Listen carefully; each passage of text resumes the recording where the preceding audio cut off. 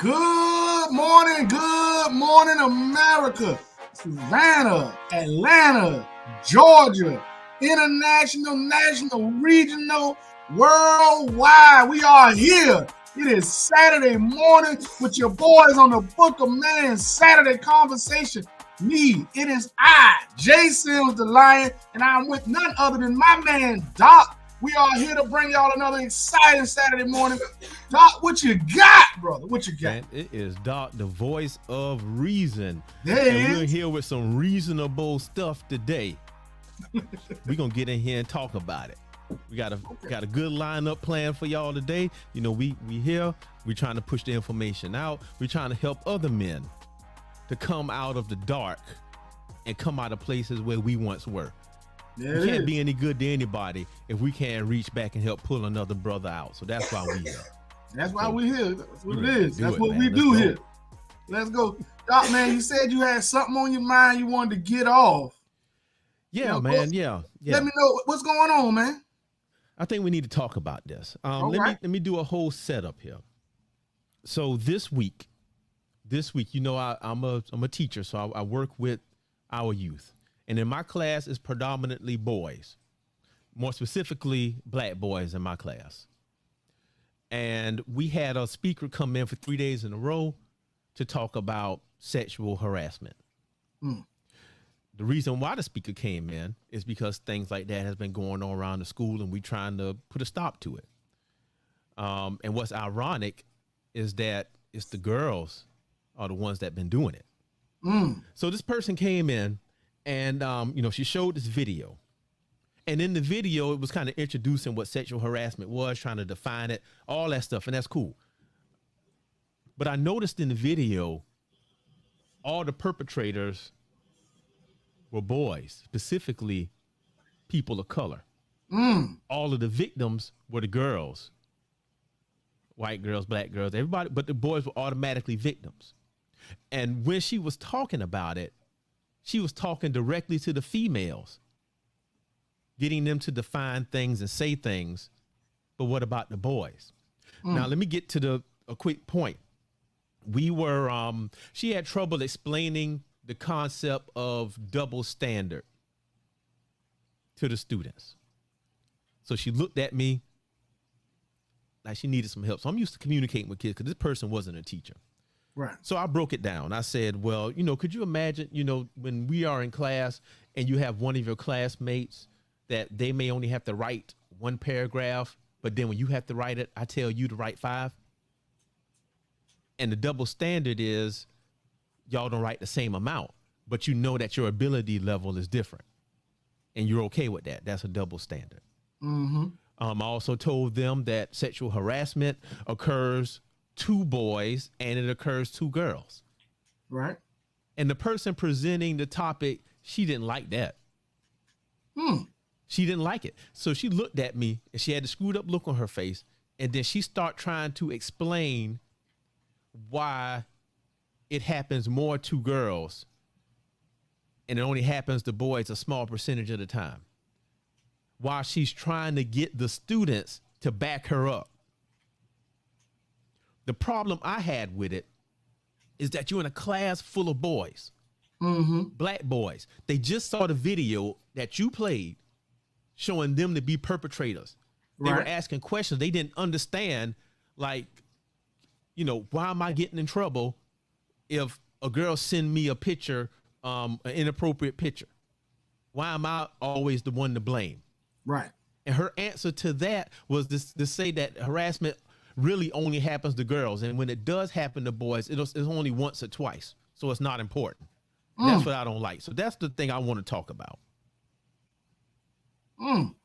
So I wonder if she was briefed on the situation. I mean, I would assume she was briefed on the situation at your school and told that it was largely girls being the perpetrators, at least here in this environment. And then she just decided no, or if she's so used to teaching the program the way she teaches it that she was unable to adjust.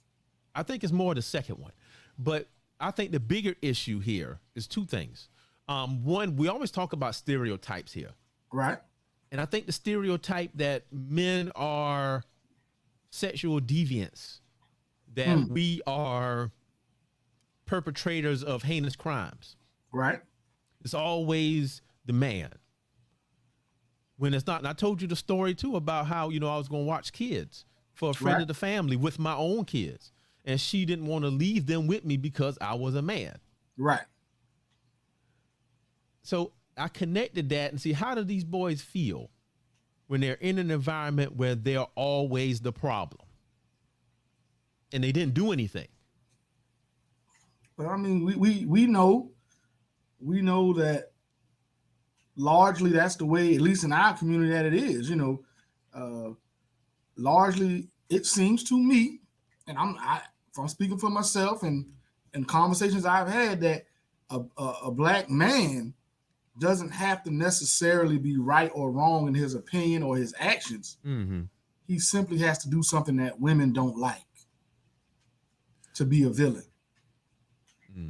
Doesn't matter if he made the right, if he did what he did was right, or what if he did was wrong.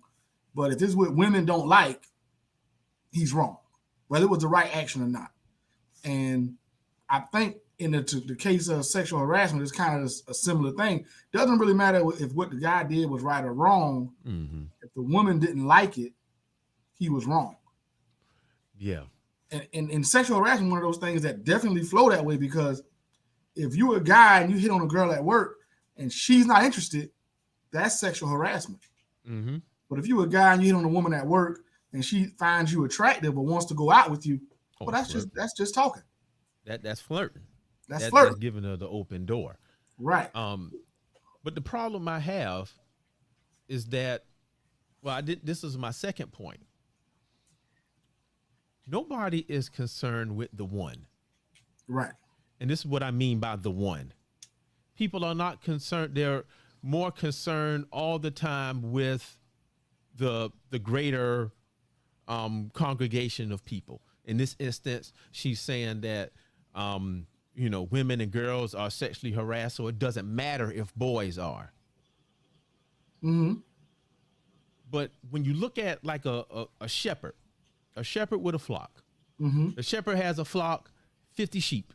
Right. And he's driving the sheep from place to place so they can eat, they can feed, they can get watered, all of this stuff. But what does the shepherd do if he's doing this count and instead of 50 sheep, now he got 49?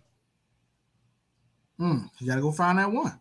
He's going to go and find the one because the one might be in danger. And in this situation, the one is our boys that are in danger. It's our boys who have no idea that the little things that they do that's initiated by girls their own age could land them in so much trouble. It could ruin them for the rest of their lives. Okay, I'm gonna look at this two ways, and I'm gonna kind of play devil's advocate. All right. One, they need to know that. They need to know that the actions that they think are kind of like frivolous activities, or I'm just interacting or whatever, can be construed by some as them being sexual harassment. I can tell you honestly right now, I look back at some of the stuff I did in high school, I'm like, woo, glad I came up in the 90s. Yeah. Because if I did it today, ain't no telling what would have happened. So, and at the time, I didn't feel like I was doing anything wrong.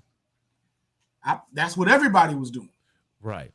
So, on that level, yes, they need the information that they can do something that they think is inconsequential and it can have major consequences. The second thing is, she's not wrong for saying that sexual harassment happens largely to women, because it does. But when you walk into an environment where that's the opposite, you need to teach the opposite. I'm down. I want to say something when you say that. I think on a deeper scale that men and boys, we don't have the vocabulary or the knowledge to say that something is sexual harassment. I don't agree with that. I disagree. Well, all right, think about it. If you're a teenage boy, and there's a grown woman that's interested in you, you're 15, 16, somebody that's 25, right, interested in you, and they want to take you out on dates and bring you back to the house, and all that. Many boys don't know that that's inappropriate. Correct. You know, so that's what I'm saying. Things like that. Or in this instance, you have boys and girls, middle school age, 11, 12, 13 years old. Right. You the boy, the girl go and touch you on the butt. Because this is what's happening. They'll go touch you on the butt. And you like, you roll with it, but you do it back to them. Now, and I've seen this, all they have to do, and when they get to the point where they don't like you that day, they go and tell the teacher. Right. Or to get something they want. Correct. And in this instance, there was a little girl in my class that transferred to the class. She didn't want to be there. She wanted to go back to her old class. So what did she do? She go and tell the teachers and the principal that the boys bothering with her. Right. That they touching her and doing all these things. When in fact, it's not her doing it, but another girl was doing the same thing to them. So what I'm getting to is that I think for so long, many of our boys don't know that it's happening, or that's something we don't really take that seriously. Now, that's up to the individual. Now, I understand 100% what you're saying. Right. When I say that we don't have the vocabulary, is we have the vocabulary and we understand what it is. We just also know that people don't take it serious. Okay. We don't have the ground. We don't even have the platform. Like, for example, the 15-year-old boy, 14-year-old boy with the 25-year-old woman, they're gonna say he's lucky. Not he's getting harassed or molested or anything like that. Right. So it's not that we don't know. We know. We just don't look at it the same. That's the double standard. Right.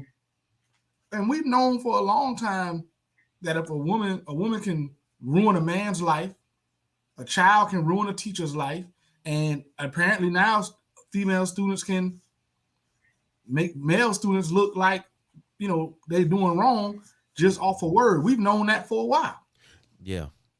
I think the school is doing the right thing by trying to educate everyone on sexual harassment. I think because of the environment, especially if it's known that's what's going on in the school, they can't just come in there and say, oh, this happens mostly to girls. No, you got to come in there and say, hey, boys and girls should not be touching each other. They should be keeping their hands to themselves and should not be doing this. Exactly. I agree with you on that. But I think in the larger society as adults, it's portrayed as primarily from male. But I've had women in the workplace introduce sexual conversation. I would have, and I know as a man I can't. That's true. I cannot. Okay, but watch this. if you go to the internet and let's say you type in sexual assault or harassment with students, teachers towards students, however you look it up. Right. Do you notice how many are female teachers doing inappropriate things with male students? It's a lot. But nobody talk about that. It happens. Oh, this is bad. Then it goes away. That is a product of numbers. How many male teachers are in your school? Exactly. And I would probably say less than 5. Right. Probably 5. How many female teachers in your school? The rest of them. Right. So it's going to be a higher probability right. that a female teacher is going to, do something with a male student just by the pure numbers. But it's not, and part of the problem is there's not enough male teachers. Right. Yeah, and then that's a whole nother subject about pay and things like that. Because if you're providing for your family and doing these things, you got to take something that's going to make you some cash. Yep. Because in the educational field, the only way you can get paid is 2 things. You got to have degrees and you got to have time. That's it. That's all they respect. Right. But regardless, I guess what I want to get to, though, is that if your child brings home a letter and they say, Dad, they're going to talk about this with me, go ahead and let them listen to it. But you need to talk to them once they heard it or prime them ahead of time so you can let the boy know that you are not a predator. Right. They're going to describe you this way. They may describe you this way, but that's not who you are. Because the more we tell kids things, these the traits they start to take on. Correct. It's like this. And this is something I never did, but you hear people do it all the time when they have kids and babies, small children. How the kids doing? Oh, that boy, he's just bad as ever. They always calling them bad. Right. And eventually, guess what they're going to be? Bad. So if you keep calling these young boys predators, that's what they're going to be. You treat them like animals, they're going to be animals. That's all I'm saying. Be wary. We need to be teaching our kids these things. When they hear the stuff at school or hear it out in the world, they have a foundation to compare it to. And they can say, okay, this is a lot like what I heard, but this part is different. So I know that we're teaching them how to eat the meat and spit out the bones. Right. Well, first off, you're correct. If the note come home and they say, hey, this is going to be something the kids be taught about, going to be, showed to the children. One, you make a decision whether or not you want your child to even be a part of that. Because some things I know they're going to teach, they may teach 100% different than what I believe. And even more so what I know. So that's the first thing. And yes, you should have if it's going to be something you're going to allow them to be a part of because you want them to have the information, you should have a conversation with them, like you say, prepping them for that. And then you should absolutely 100% have a conversation about what they learned, what they took from it. And then if you need to correct or rebut something, do that as well. Exactly. And you know what? And those are wide words. Hold on. There you go. Hold on. There we go. Then I give you the bomb on that one, man. Yeah. But that's what happened this week. And I just had to share that because I want all of us men and women, if you're listening, please do it too. Talk to your children about this stuff. And don't once they get in trouble at school, then you start trying to fight it. Because this is how they viewing the boys. Because this is how the counselors are trained. This is how the law enforcement is trained, that the male is the perpetrator. Correct. Well, let me ask you this, Doc. Since you were there and the lady was there for 3 days, which seems a little excessive. Yeah. What did you think of the program? Did you think it was correct, wrong, had some value, little value? I mean, you sat through it. You were there. What did you experience? I think that the program itself had a good premise, but the way that it was presented, and I'm talking about the individual styles, the types of videos that were shown and the conversations did not benefit the children.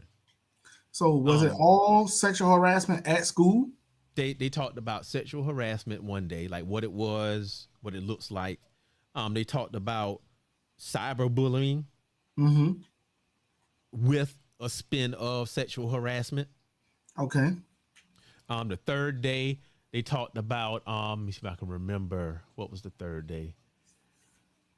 They talked more about bullying and tried to tie it all together.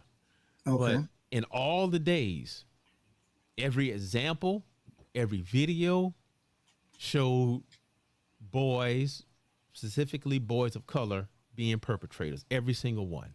And even the motivational part where it's saying you can be what you want to be and do what you want to do, it all was black girls. And it was you never at one time saw a positive image of a black boy. And when you saw the positive image or someone being abused that was a male, it was a white person that was gay. That's what it was. So I want to know. So it's almost like basically saying straight boys of color are villains. Yep, villainous. Wow. And let me tell you why this is dangerous. The reason why this is so dangerous is that it's dangerous to the boys, but because it paints them out to be villains and it does something to their psyche. But why this is dangerous too is because the girls, they hear it and they believe every boy, every man is out to do you wrong. Correct. And what was so bad, the lady had an example. She said, let's talk about text messages and what's flirting and what's harassment, which that was a good topic. And she showed this text thing back and forth between two students, a boyfriend, girlfriend, or two people that liked each other. And the boy said, well, you look good today. And they said, well, is that flirting or is that harassment? They said, yeah, it's just flirting, so that's okay. Then the next text message was, can you show me, what you have on now? Is that flirting or harassment? The kids, even the girls, said it was flirting. The woman said, no, that's harassment. Yeah. So then it said, send me a picture. Can I see this? So it kind of, said that the boy took it to this harassing place, and the kids agreed with that. But how in the world did the conversation get to his older brother told him to do it? There was no mention of an older brother. So it's saying that older brothers groom younger brothers to be predators. Correct. Who said the older brother? The lady that was teaching class. Okay, this is for my own edification right here. Can I get a description of the woman teaching the class, please?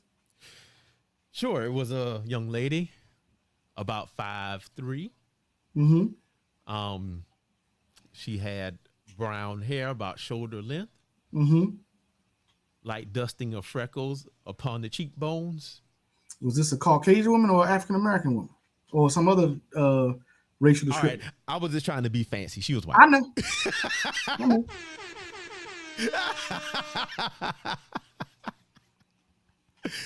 Oh man, that lady was ready to fight me. But here's the funny thing. So no, for real. Was this all right? What age? You said it was a white woman. What age range was she in? She appeared to be maybe late 20s, early 30s. Okay, so you're talking about a millennial, or maybe a Generation Z or whatever. Okay. Now let me make you laugh. So here's the thing, right? So she was in there. She couldn't really handle the class, so that's why I stayed. So she needed me for control, but she didn't like what I was saying. Right. But the kids know me and they know how I am, so they take my word over hers. And she didn't like that. Oh man, this lady here was hot. Did you have a conversation with her one-on-one at any point, like after the class or doing it? Oh, no, so you never got had to move to the next location. Right. Okay. Well, that's kind of messed up. Now finding out now I understand her point of view from her. The reason she teaches that program, the way she teaches it, because from her, did she design the program or did she just teach it? I don't know. You don't know? I don't know. Matter of fact, when I go back, I'm going to find out more. Mm-hmm. So I want to ask the principal more questions. And I'm going to bring it up to him. I want to ask, and I want to know. Yeah. Because there's already a problem with how the teachers view boys, how they view the black boys, because there's majority black boys at our school. And there is an issue with it. They don't know it's an issue with it, but I see it.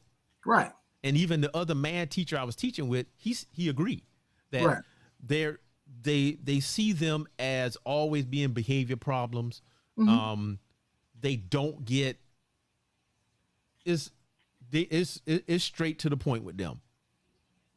So if a boy come in and he might do something small that's wrong, oh, they own it. They pounding it in. But then they don't understand that these boys have things they're going through too. Right. And they're not sympathetic to that. You know, they see me, I'm in a class teaching with somebody else, and one of our boys having a rough time. I go over, put my arm around him, and then I just talk with him, just one-on-one.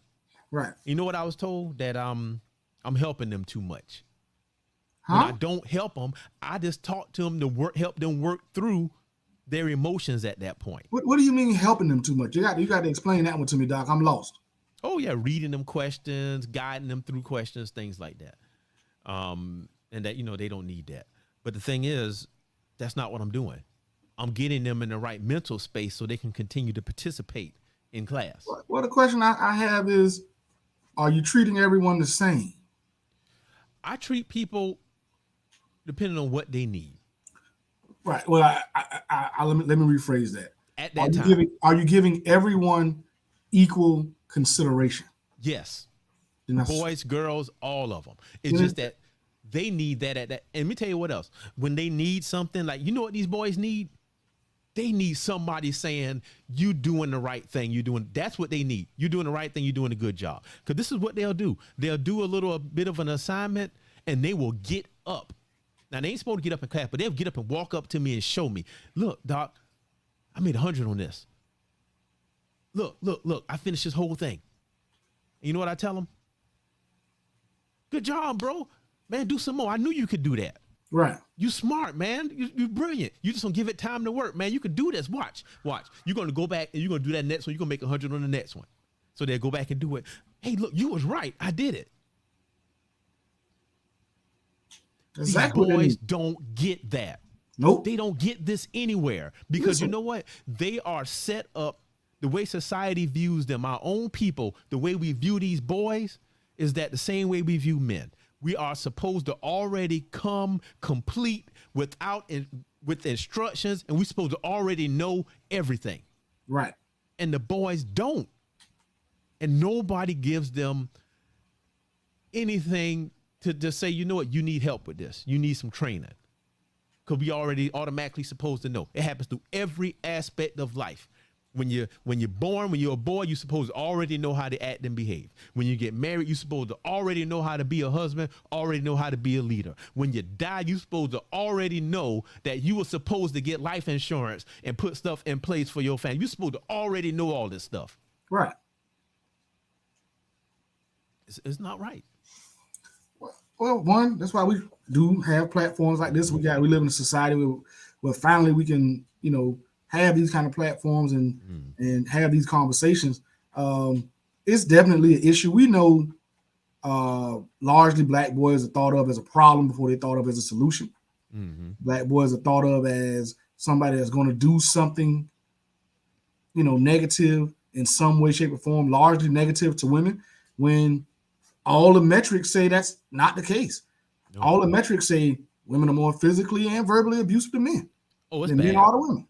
It's bad. All the metrics say women, in the world right now, to treat men poorly is acceptable. Yes.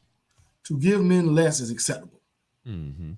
So that's why, a lot of what we have is the way it is.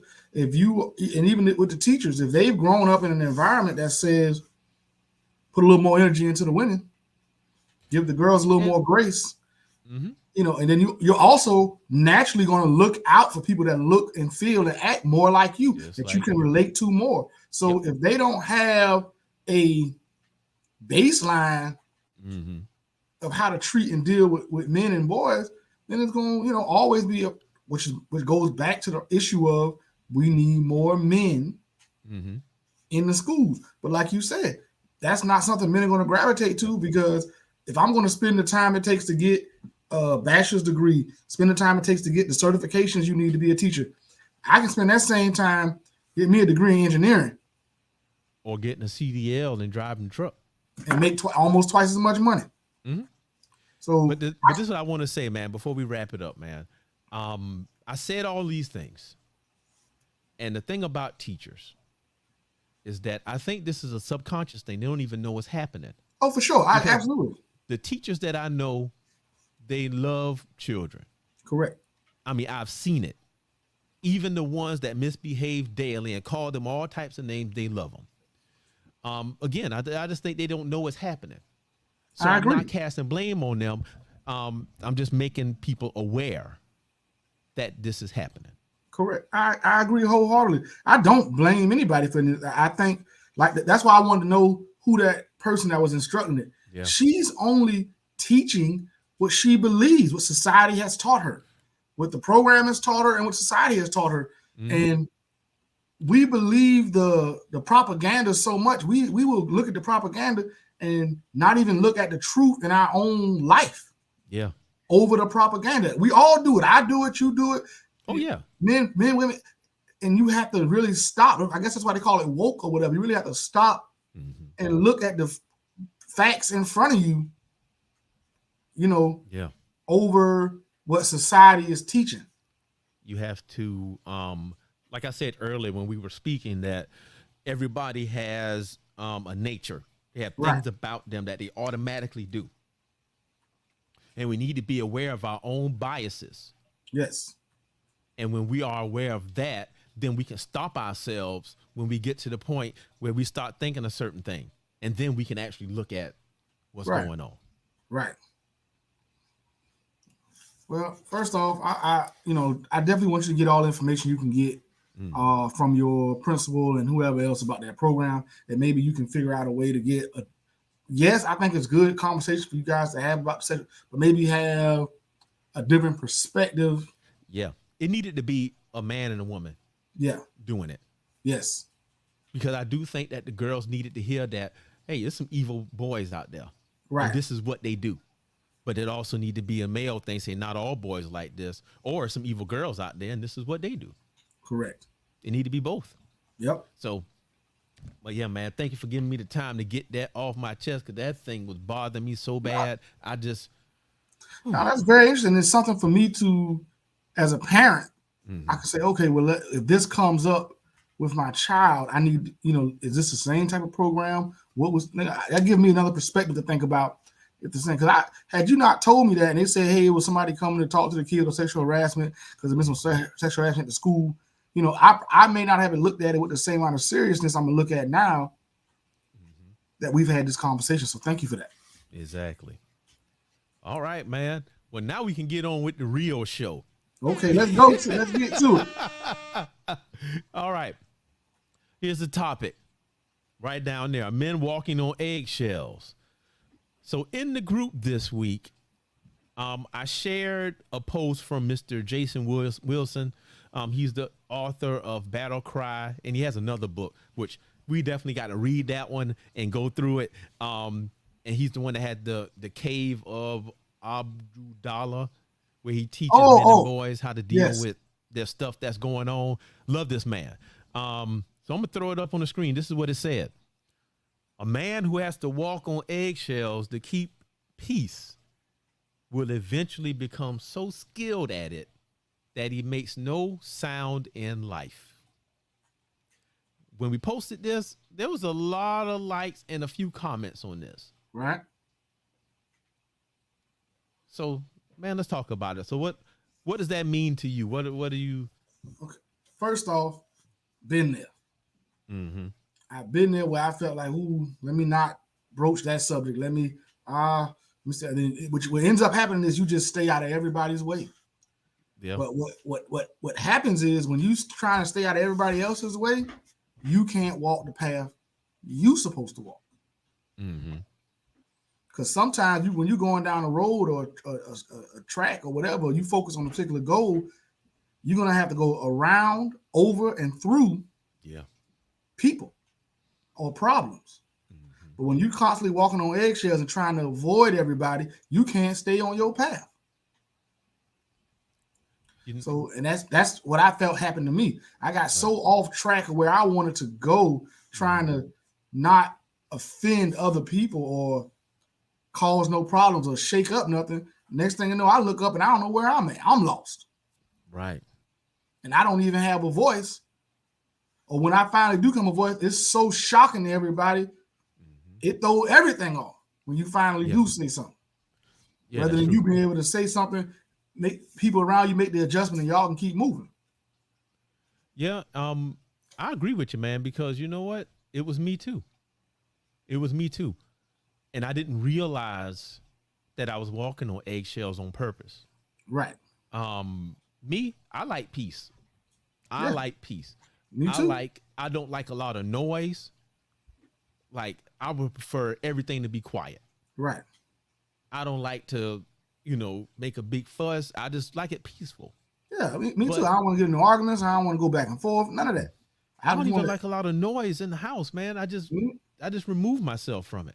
The older I get, I think I'm gonna be a crotchety old man. I'm gonna be one of them get off my lawn old men. Oh, you Clint Eastwood out here. I'm telling you. But when I read this, and this just occurred to me as I read it, well, the first thing is that why do we feel like it's our job to keep the peace? Why can't we share that responsibility with everybody else around us? We can't be responsible for them. Well, I think I look at it a little bit differently. I do think it is our job to keep the peace, but I think the peace must come from a structure that we have built. And we have created, and I think it's a line that says some peace can only be found on the other side of war. Oh, that's always it. Right. So a lot of us are so busy walking on eggshells, we never have the war. And the war is setting and maintaining structure in your home.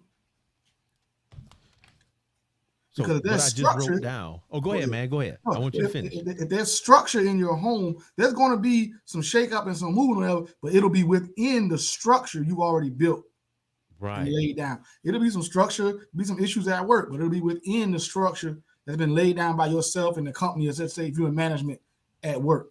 Like it's issues at every job, but they are within the structure of the job. Right. So they can be handled. There's a oh, you did this, there's a solution for that. Oh, you did that, there's a solution for that. The problems come when things happen and there's no protocol. Mm-hmm. And the way we get there as far as men and in families is we haven't built the proper structure in our homes. So I'm going to connect this back to something we talked about earlier. So you just saw me writing. I always have my pen and I got my notepad here every show that we do. And this is a topic we need to explore later. How do you create a structure of peace? And I'm connecting this back to what the first conversation we had about expectations. Exactly. We as men and husbands are expected to already know a lot of things. But many of us don't know how to create a structure of peace or whatever we're doing. You have to be trained how to do that. Right.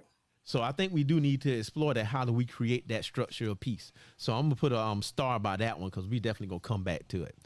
I think and it goes back, like you said, to expectations. Mm-hmm. I think one of our biggest issues as men is we don't have enough expectations. Right. You accept all kind of treatment because you don't have a grounds of expectation that you expect for your treatment and yourself. Yeah, you have to have some sort of baseline. I can't remember what book I was reading or what I read, but it was talking about valuing yourself. Mm-hmm. And it was creating, which the buzzword these days is boundaries, but creating these boundaries, your personal boundaries, as well as boundaries for your environment. Correct. And this is one of those things, man, you have to know. Well, first you got to discover what your boundary is. You have to identify that thing. You have to know, how you operate. You have to know, what you're willing to tolerate and what not. Then you have to consider your family, and it's a layered process. But what I wanted to say though is that the second part is what struck me. He will eventually become so skilled at it that he makes no sound in life. Right. You become so skilled at keeping the peace of taking on that whole responsibility that you cause yourself to be invisible. Yep. And there's always a, like you said, you got to be able, you got to have some disruption in order to grow. Growth is uncomfortable. Getting things is uncomfortable. Hey. So that's something that always has to happen. Hey. Oh, okay. All right. The boy going to? Oh, okay then. Well, I'll call y'all in a minute. All right. Yep, that's the family. They getting ready to get out the door. Hey, me too. We whirled a coconut today. Oh man, yep, there you go. But see, that's that structure in your life because y'all doing things as a family.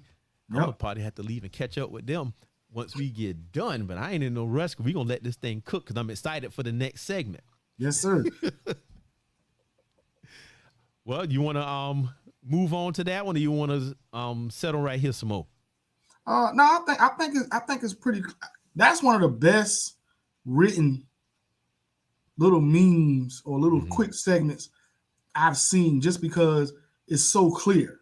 Yes. Like normally, people throw these little memes and these little posts up, these little quotes, and there has to be 85 miles of what it means and what to clarify. That's to me one of the clearest ones. If you never, the way it reads to me is basically what I said earlier. If you don't stand your ground, you won't have it. You won't have it. Let me go ahead and put a positive spin to this thing. Let's use some logic.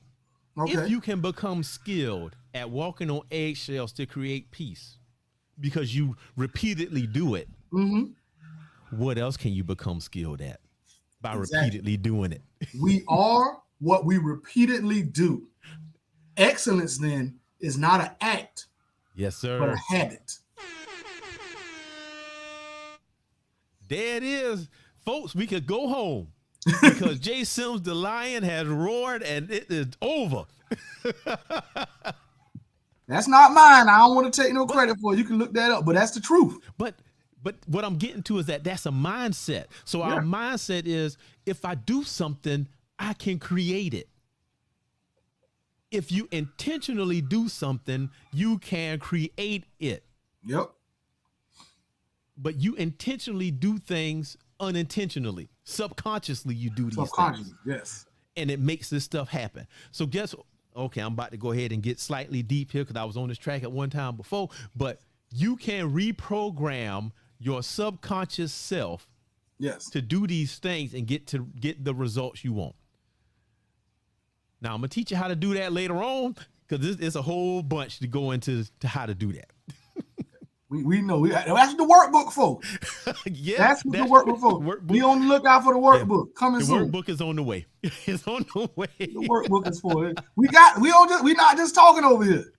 No. We're not just coming. The workbook is on the way. The group sessions are on the way. We building something over here. Yeah, we got masterminds in the mastermind group talk sessions. We got workbook to work through that we are creating. There's all kinds of stuff, man. So we starting small, but we are being intentional. And we're being so skilled at it that it makes plenty of noise throughout the world. So Doc, you came to me. You said you had something interesting you wanted to try. Yeah. We're gonna do it. So I said, let's do it. Sound exciting, sound fun. So cue it up, Doc. All right, this is what we got. So what I wanted to do, since we both do some speaking, we would always make content, and we would watch each other's content and nod our heads to it because it was good. Trying to motivate people to do better, do different things. Yep. So we both haven't done it in a little while. Right. I know my last video I made probably about 4 or 5 months ago. It's been a good while ago. And it's time to dust it off. So this is what I propose. You know how they have freestyle battles? They have freestyle stuff. They play this beat, and then the person freestyle, and people love it. Yeah. And we both agree that music does something to the spoken word. Absolutely. It punches it up. Really what it does is it allows your subconscious mind to open, and you hearing what we're saying. So what I'm going to do is I have a playlist with random beats on it. I'm going to play a random beat. You're going to pick a number. I'm going to tell you what it is, and then you're going to go for it until the song stops. All right. Which is probably 2 or 3 minutes. And after that, next person go. So since I came up with all this, you want to go first or you want to go second? I'm gonna watch you do it, Doc. I'm a cheat. I'm a cheat. I'm gonna see what you do and come back on it. Oh, okay. Yeah. I put that pressure on you. All right, then. That pressure on you, Doc.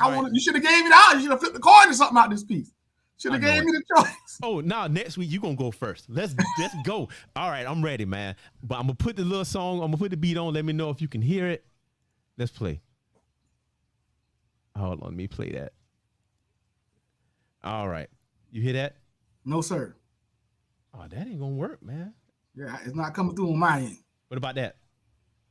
Nope. Nothing. Oh, let me reshare that again, because this ain't gonna do. We got to play this thing because you got to hear that. Hold on, y'all give me a second. Let me stop the sharing here, and then I'm gonna share it again. And we're gonna share this window right there. And we're gonna share the system audio. Let's see what we got here. All right. You hear that? Nope. All right, I was just you and I didn't add it to the screen. Oh, there you go. You hear it? Yeah. What about now? Yes. You hear it? Okay. That's one of the songs, but we ain't gonna start with that one. I'm gonna let this one play, then I'm gonna hit. I got it on random, so it's gonna randomly mix up with the playlist. So, pick a number 1 through 4. 3. Oh shoot. Number 3, if y'all could, I don't know, but work on yourself. That's number 3. I got it already written out. Number 3, work on yourself. All right. Let's do it. Whew. All right.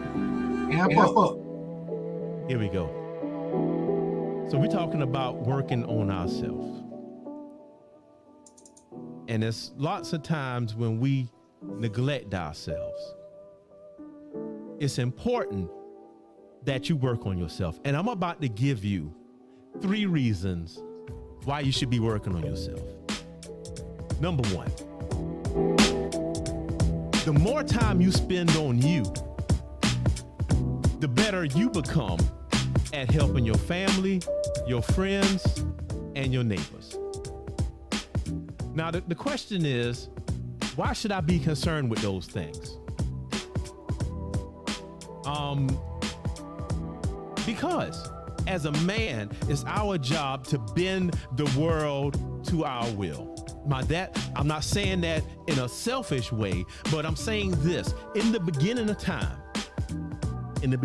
whether you're a Christian or not, the Christian texts say that man was created to have dominion over the world. That's our purpose. So our purpose is to affect the things around us. So I want to tell you, how can you do that? Okay, let's talk about it. How can you affect your things around you? Well, first, you change you. And how can you change you? The first thing you need to do is get to know yourself. Know thyself, young man. If you don't know yourself, then how can you know where you're going? It's like getting in a car and taking a trip without a map. We may be doing it from memory. We may be doing it from things that we've seen other people do before, but you need to know yourself. You need to know what things hitch in you, what things make you react certain ways. And once you figure that out, you have the map to know yourself. And once you know where you're going, then you can expeditiously get to that destination. Now, I did earlier say that we was going to do 3 things why you should work on yourself. Now, here's number 2. We always value our relationships. We value the people around us and our families. Now, why is it important to work on yourself when you love them so much? How can you be the man you need to be if you don't improve you? It's like lifting weights. And if you lift weights and you got a brand new shiny bench press, right? But you don't have the chalk on your hands. You don't have a spotter.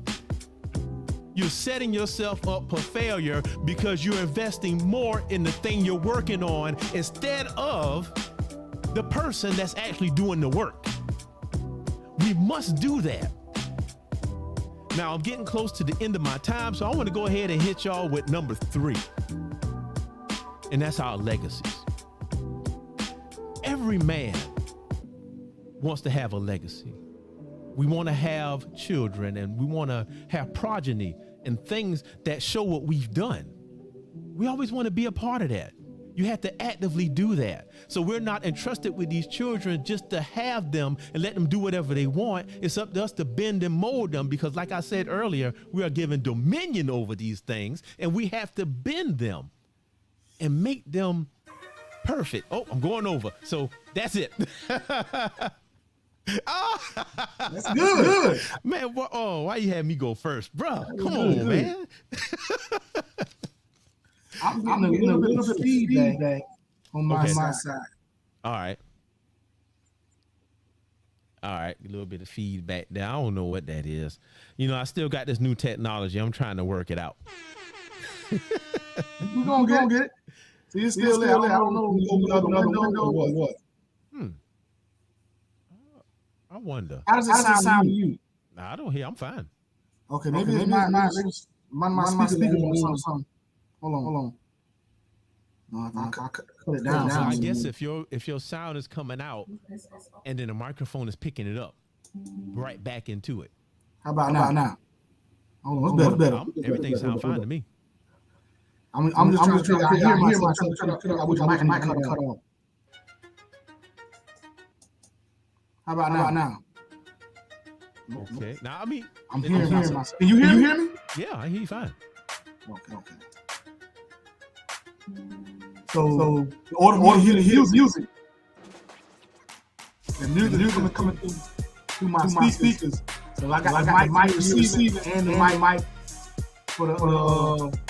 So what if I just turn it low like this? I hear it. That's close. That's better. Yeah. I can work with that. All right, then. All right. It's a lot. I can work with it. All right, we're going to work with it, man. Look. All right. Since I know all the topics, pick a number between 1 through 4. Can't be 3. You know what? Let me go. I'm going to try my headphone. All right. Oh, I knew you had that. Yeah, man. We ready.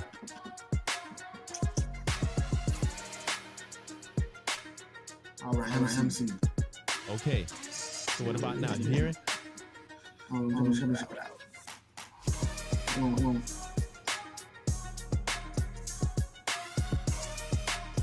All right, people that's watching, we're just trying to get our technical stuff together. This is all practice for the big show. You can repurpose some of this content. Y'all can see it on the Facebook group and or YouTube. We'll take it out of here and have it by itself. But it's all about trying to make each other better. Give ourselves a little motivation. And we got to have that. How we doing? We got to have that. Y'all heard what I said. He had me go first. Right, we're going to go ahead and rock with it. Nobody want to go first, but I had to go first. So here we go. All right, Jay Sims the Lion. 1, 2, 3, or 4. Can't be 3 because I already did 3. Give me number two. Number two. Number 2. Why is it number 2? It is. I can't. Let me see. Come on, focus for me. What is be grateful? Be great. Be grateful. Oh, Inspiration got you. from the great Jay Sims the Lion. Okay. How much time I got left on this one? I'm gonna randomly pick you a beat, and then you gonna go in. Okay. All right, you ready? Yeah. Let's go. Yeah.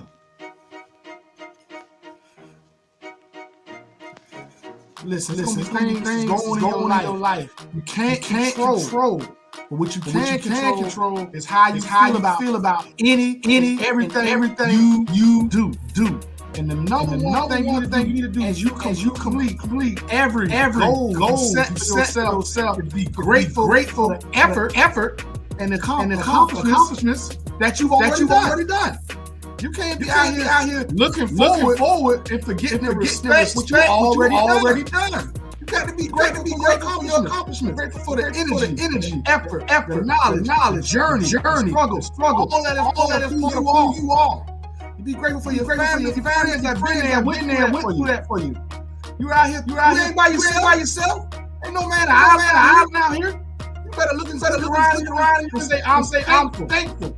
Look at where you were last year. 2 years, 3 years. I'm a whole man. It's turned 40 last year. I ain't here was 37.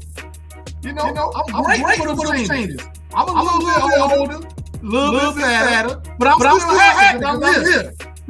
I made it. There's a couple times I lose. Thought I couldn't do it. You ride your bag? You ride your bag to lose stuff? Man, you better be great here.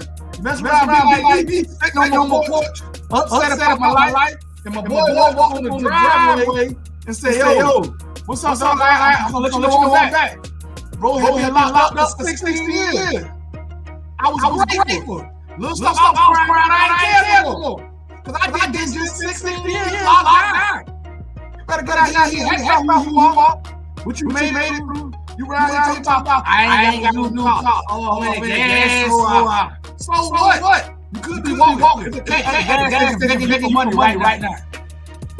When you were gas the other day, there was somebody there begging you money. When you upset how you are, man, you better get out my face. Better put $30 out there and ride. Put it in there, be happy, be great what you did. Remember a couple years ago, making $15 now? Huh? You don't want to go that, do you? You better get excited. You better look at something and say, I better than I was. I might not be where I want to be, but I'm better than I want to be. Grateful, be happy. What you going to do? Sit around mad at yourself? Listen, every day don't go the way I want to go. Thursday throw me up. Every time I try to do problem. I'm still here. I'm still strong. And guess what? All the problems I have, I either fix them or got a solution coming. So I ain't worried about it. I'm grateful. It's spring break for kids. My daughter here. We about to go out and see the city. Go catch the train. Man, we do things. I love it. I'm grateful.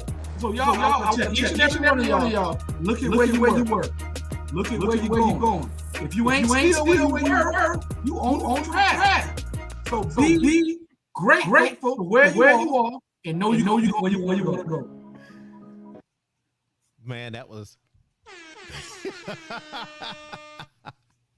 man, that was fun. All right. We can do another one or we can save it for next week. Hello? Yeah. Okay, we're good. Trying to see where we're working. All right. You ready? I'll try again. No, man. You won't get this one. No, sir. You ain't gonna sit here and talk about being grateful, and that come from one of your old videos, so you already was loaded up. That was 2020 Jay Sims the Lion. Hey man, what do you be? All right. 1 or 4? 1 or 4? 4. Yes. You are not struggling. You are not struggling. You ready for that one? Here we go. All right, got 2 minutes on this one. All right, young man, you are not struggling. You know, this is something that I dealt with for a long time. I thought that the more work that I did, the harder that I worked, the more successful that I was supposed to be. And I thought I was struggling because when I looked around at everybody else, they had new cars, they had new houses, they had everything. But that's not what success was. And when I found out that I wasn't struggling was when I redefined what success was. Success is not money. Money is a goal. It's not a goal, but it's a measurement. Mm-hmm. So I can't look at my paycheck and say, oh, I only made $70,000 this year, $50,000 this year, $40,000 this year. I can't look at that and say I'm not successful because I don't make as much money as somebody else. Because guess what, y'all? It's always a trade-off. It's always a trade-off with that. The more money you make, the more they own you. If they give you a phone, it's over with. So, define what success is by the things that you're trying to achieve. You know that saying that time is money? Everybody heard of that, but do you know what that means? Every minute that you spend working for somebody else is time that you can't get back. You can't get that back. Them 40, 50, 60, 70, 80 hours that person did to make that $100,000, that's bits of their life they selling for that money. Now, if you okay to do that, that's cool. But you just got to remember, man, redefine success because you're not struggling. You're doing what you're supposed to do. All right, man. That's a good one. You did that. So here go that last one. Here we go. We ain't got nothing but one topic left. Habits. Habits. Okay. All right, now. Put the headphones back in. See if I can get. It's easy to headphones in. All right. Let me know you ready.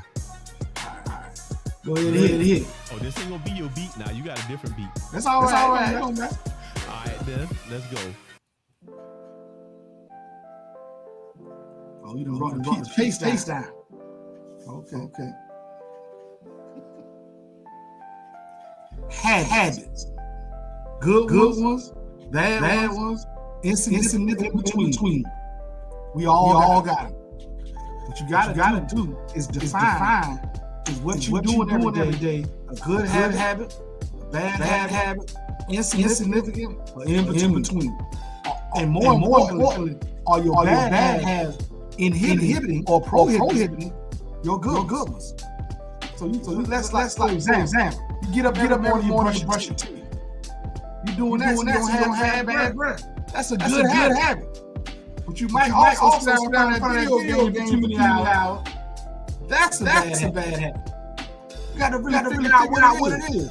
You know, habits are who we are. What you do all the time is what we really are. It's like they say if you got around a bunch of people who ain't about nothing, you probably ain't about nothing. So if every day you doing stuff that's going to get you nowhere, guess where you're going? Nowhere. So really look at yourself. Take accountability of yourself and have things you do every day. How much time you spend on activity 1 versus activity 2 versus activity 3? One of the things I've developed recently is a saying that says if a short-term activity is negatively affecting your long-term goal, it's a bad idea. That's a bad habit. Don't do it. It's that simple. Most of us we struggle with weight. It's one of the big things people struggle with. Because largely because of bad habits. You got a bad habit eating the wrong thing, bad habit of not exercise, You can have bad habits of not doing it. So a lot of not doing it. And that's a bad habit. Not showing up. Not completing tasks. Not completing assignments and journeys. It's a lot of that going on. A lot of y'all have procrastination. Is it helping you out? You need to change something? Listen, we can't do that out here. You got to analyze. Nah, what we don't do is take enough time to analyze our good habits. Maybe you need more of your good habits. Are you going to work every day? Are you showing up on time? Are you participating? Are you going to class? Are you doing your work? Are you behaving yourself? These are good habits. Do you make sure you look nice? Look good, feel good, play good, pay good, live good. You understand me? Deion Sanders, Hall of Fame, gave you that. That's a good habit. Do good things, produce good results. Huh? What's the last thing you did good? Replicate it, duplicate it, and produce more good. Stop wasting time with them. Figure out what they are, cut them out, reverse that, figure out your good habits, and press forward. That's what we got to do. Take care of them habits. Now we all got them inconsequential. But how much time are we wasting with them? How much time are we wasting with inconsequential? Take care of your habits. Manage the time, do better. Boy, I tell you what. Yes, sir. You needed a little warm up right there. It had been way too long since we said stuff to help people. Oh yeah. And you said it all, bro. I had to give you plenty of them. I don't got Chris. You was hitting them too. I don't have buttons. I got no give me some buttons. Yeah. Oh man, I enjoyed that, man. That was good. Yeah, man, that was fun, man. I'm about to get off of this good food. Yes, sir. Eat some food. Get ready to hit the street. Catch the train. Parking downtown. I'm not giving you order to park. Oh no. Yeah. I take to the train. To the train free to park over there. Okay. And ride into the city. Yeah. I hear you, man. Well, man, you can go ahead and send us to the house, man. Thank you, America. Thank you, world, for joining us. I hope you got some little enlightenment, little entertainment, a different perspective. Something to think about. We appreciate you joining us, man. We love y'all, America. Book of Man. Join us Thursday for the book study. We rolling through 48 laws. We getting deep into it. Wednesday night coming. The Lions Den. Be on the lookout coming in April. We love y'all. Follow us on Instagram, YouTube, Facebook, Book of Man. Join the group. We love you. We out. Peace.